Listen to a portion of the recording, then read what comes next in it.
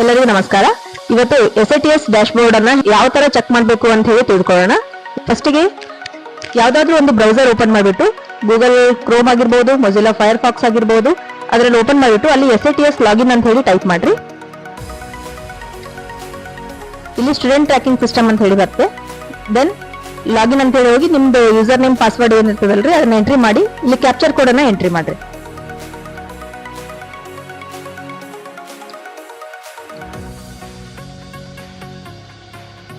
ನಿಮ್ದು ಕಾನ್ಫಿಗರೇಷನ್ ಬಂದ ತಕ್ಷಣ ಫಸ್ಟ್ ಗೆ ಇಲ್ಲಿ ಲೆಫ್ಟ್ ಸೈಡ್ ಗೆ ಆಪ್ಷನ್ ಇರ್ತದೆ ಇಲ್ಲಿ ಡ್ಯಾಶ್ ಬೋರ್ಡ್ ಅಂತ ಹೇಳಿ. ಈ ಡ್ಯಾಶ್ ಬೋರ್ಡ್ ಮೇಲೆ ಕ್ಲಿಕ್ ಮಾಡಿದ್ರೆ ನಿಮ್ಮ ಡೇಟಾಬೇಸ್ ಅಲ್ಲಿ ಅಥವಾ ನಿಮ್ದು ಲಾಗಿನ್ ಅಲ್ಲಿ ಇರ್ತಕ್ಕಂತ ಸ್ಟೂಡೆಂಟ್ ಡೇಟಾಬೇಸ್ ಎಲ್ಲ ಇಲ್ಲಿ ಡಿಸ್ಪ್ಲೇ ಆಗ್ತದೆ. ಇಲ್ಲಿ ಇದು ಏನಾದ್ರು ಹೈಸ್ಕೂಲ್ ಲಾಗಿನ್ ಆಗಿತ್ತು ಅಂತಂದ್ರೆ 8th 9th ಆಮೇಲೆ 10th ಸ್ಟೂಡೆಂಟ್ಸ್ ಇಂದು ಆ ಸ್ಟ್ಯಾಂಡರ್ಡ್ ನಲ್ಲಿ ಇರ್ತಕ್ಕಂತ ಎಲ್ಲಾ ಡೇಟಾ ಅನ್ನ ಇಲ್ಲಿ ನಾವು ನೋಡಬಹುದು.